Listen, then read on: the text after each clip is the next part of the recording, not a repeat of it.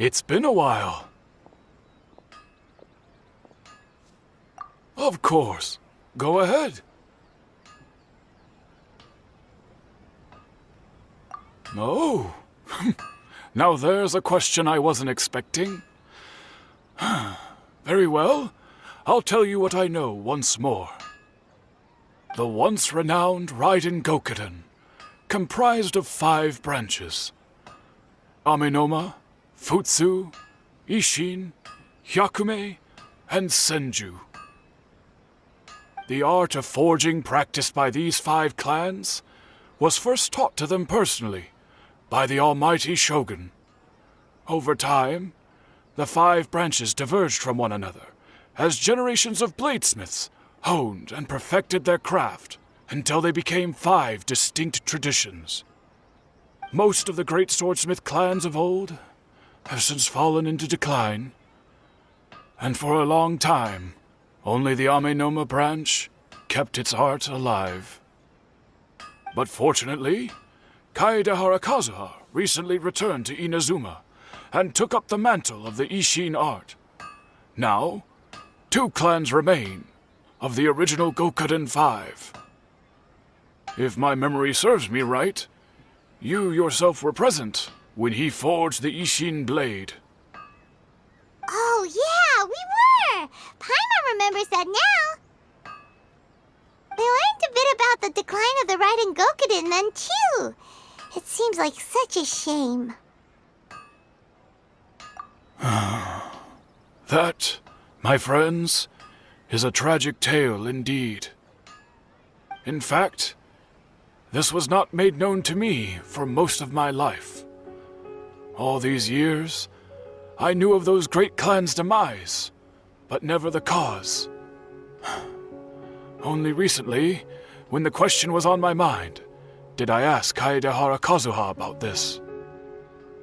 He told me that, as we are both heirs to a branch of the Raiden Gokaden, it was right that I should know the truth.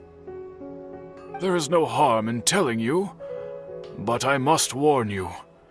It is a dark and sorrowful tale. The Raiden Gokaden were the targets of a murderous rampage by a vengeful bladesmith. Vengeful? Why? 400 years ago, so I'm told, there was a catastrophic malfunction in Tatarasuna's furnace. One brave swordsmith heard the commotion and chose not to flee, but he rushed to the scene, hoping to prevent a disaster. Tatarasuna was home to a state-of-the-art forging and smelting operation in that day, and overseeing it was the armory officer.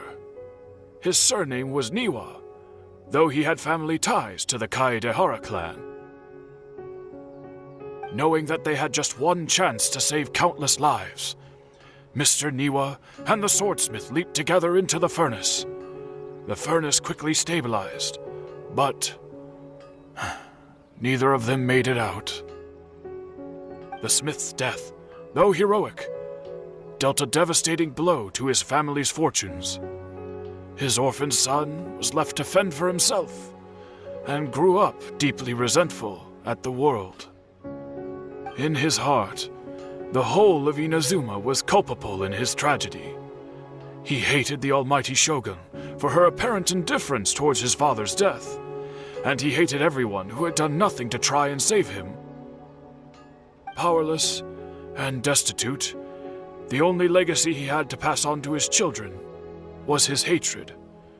Generation after generation bore this grudge, living in utter misery. Alas, if only the story could have ended there. But 100 years ago, the then head of this family reached the end of his wits. He could bear their fate no longer, and yet he could do nothing to change it. Finally, he made a drastic decision to take revenge on the Raiden Gokaden. In doing so, he sought to vent his pent-up anger and shake the very foundations of Inazuma's forging industry. In his fury, he murdered indiscriminately, killing even bladesmiths from the Hyakume clan, which he belonged to. His goal was absolute, the devastation of all of the Raiden Gokaden. But when he came to the Kaedehara and Kamisato clans, his killing spree came to an abrupt end. He failed to catch them unawares. They fought back fiercely, and they did not spare his life. That is why the Kaedehara clan and their Ishin art survived that day. I suppose they were the lucky ones, under the dire circumstances.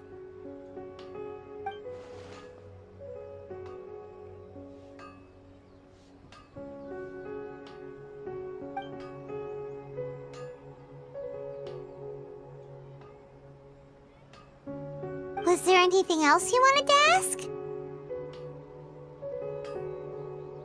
Kazuha? Why, yes. Just yesterday, in fact. We spoke for a while over some tea. He seemed well.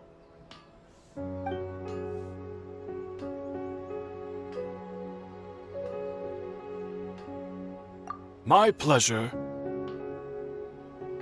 Don't tell Paimon. There are other places you want to visit too, right? Your expression says it all. You can't hide anything from Paimon. On to the next stop. Lead the way, traveler. Paimon will be right